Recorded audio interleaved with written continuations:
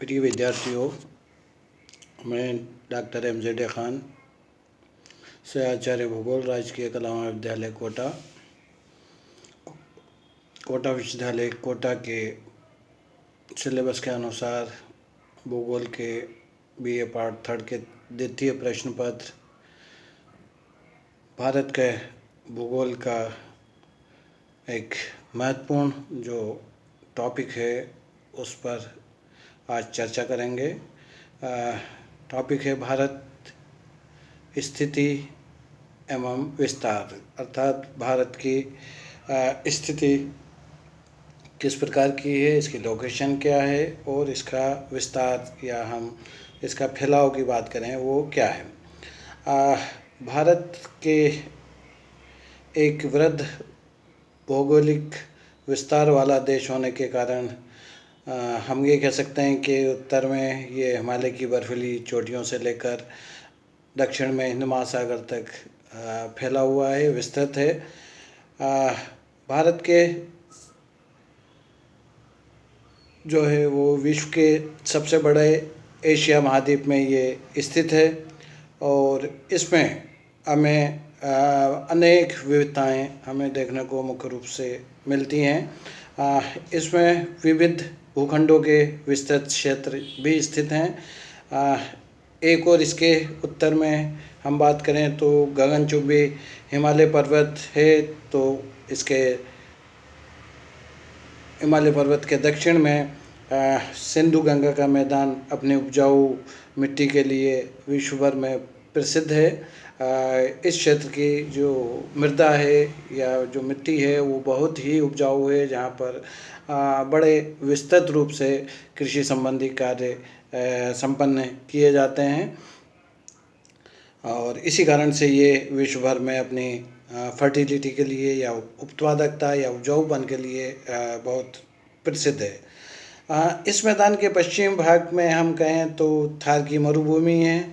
जैसा आपको पता कि थार का मरुस्थल के नाम से जिसे हम जानते हैं, राजस्थान के राज्य के जो है पश्चिमी भाग में स्थित है मुख्य रूप से, और काफ़ी बड़ा क्षेत्र इसके अंतर्गत आता है, इस मरुभूमि के अंतर्गत या इस मरुस्थल के अंतर्गत स्थित है। और इसके अगर दक्षिण में हम बात करें इस विस्तृत मैदान के, तो उसमें जो है प्रायद्वीपीय भारत स्थित है, जो कि मुख्य रूप से ऊबड़ खाबड़ पठारों द्वारा निर्मित है। एक बहुत बड़ा भूभाग है ये प्रायद्वीपीय भारत के नाम से जिसको हम जानते हैं। यहाँ भी कई सारी विशेषताएं हैं, कई सारे खनिज यहाँ पर हमें प्राप्त होते हैं, प्राचीन चट्टानें वगैरह हमें देखने को मिलती हैं, तो ये बहुत महत्वपूर्ण हमारे देश का भाग है। प्रायद्वीपीय भारत के अगर हम पूर्व की बात करें तो यहाँ पर इसके पूर्वी भाग को पूर्वी तटीय मैदान के नाम से जाना जाता है। और इसी प्रकार यदि हम इसके प्रायद्वीपीय भारत के पश्चिमी भाग की बात करें तो पश्चिम भाग में इसके जिसे पश्चिमी तटीय मैदान के नाम से जाना जाता है, वो भी काफ़ी महत्वपूर्ण क्षेत्र है, एक प्रकार से हम ये कहा जा सकता है। इसी प्रकार भारत की इस पूर्वी जो प्रायद्वीपीय भारत के पूर्व का जो तटीय मैदान है उसके दाईं ओर जो बंगाल की खाड़ी स्थित है, वहाँ पर बंगाल की खाड़ी में अंडमान निकोबार द्वीप समूह स्थित है। बहुत महत्वपूर्ण इस स्ट्रेटेजिक पॉइंट ऑफ व्यू से अगर हम बात करें तो बहुत महत्वपूर्ण क्षेत्र है ये अंडमान निकोबार द्वीप समूह। और इसी प्रकार पश्चिम में जो है वो अरब सागर स्थित है और इसमें अरब सागर में भी हमारे देश के लक्षद्वीप जो हैं वो स्थित हैं और वो भी स्ट्रेटेजिकली बहुत महत्वपूर्ण क्षेत्र है ये कहा जा सकता है।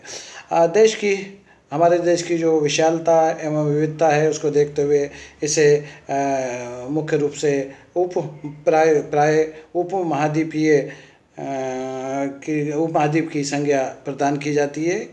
देश की विशालता और विविधता को देखते हुए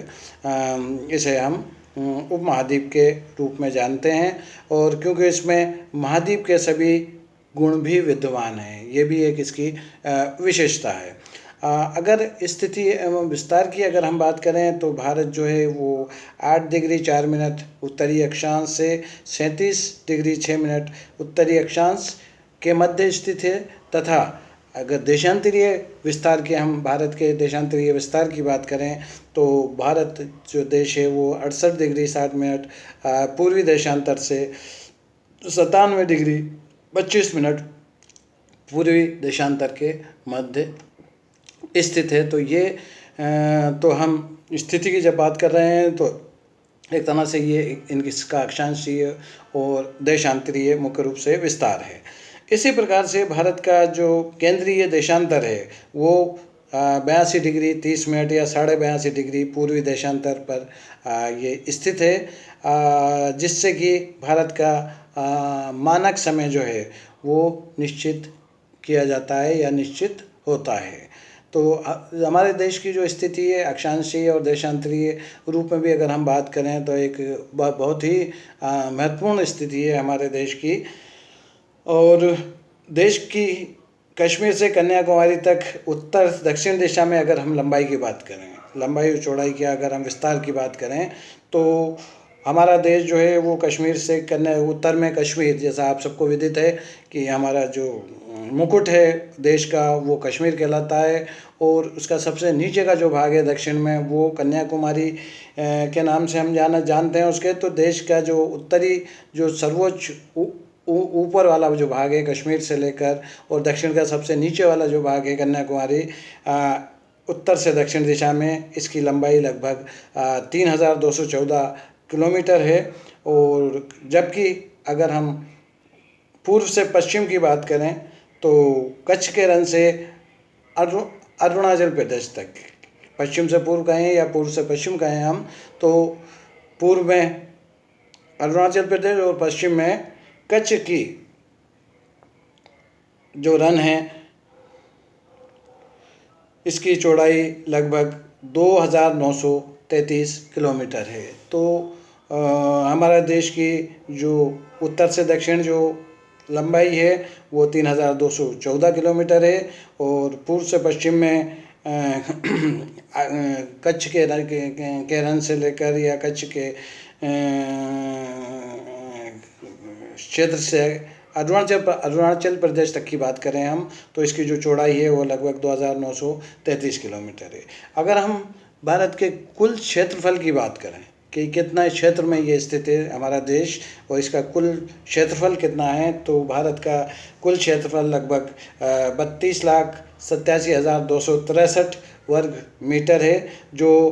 कि विश्व के कुल क्षेत्रफल का लगभग 2.42% भाग है। तो हमारा देश का बहुत बड़ा क्षेत्र है, क्षेत्रफल की दृष्टि से अगर हम देखें तो एक काफ़ी बड़ा भाग है। और ये हम कह सकते हैं कि क्षेत्रफल की दृष्टि से भारत जो है विश्व का 7वां सबसे बड़ा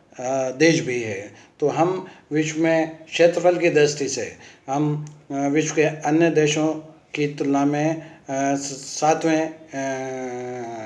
क्षेत्रफल की दृष्टि से 7वें नंबर पर हैं या 7वें पायदान पर हैं। इसी प्रकार कर्क रेखा जो है भारत के ठीक मध्य से गुजरती है, और ये कर्क रेखा जो भारत के ठीक मध्य से गुजरती है वो इसे लगभग 2 बराबर भागों में बांटती है या विभाजित करती है। और देश का उत्तरी भाग दक्षिणी भाग की अपेक्षा ये कह सकते हैं हम कि अपेक्षाकृत अधिक चौड़ा है। पश्चिम में अरब सागर तथा पूर्व में बंगाल की खाड़ी ने भारत की अफ्रीका, दक्षिणी पश्चिमी एशिया तथा दक्षिण पूर्व एशिया से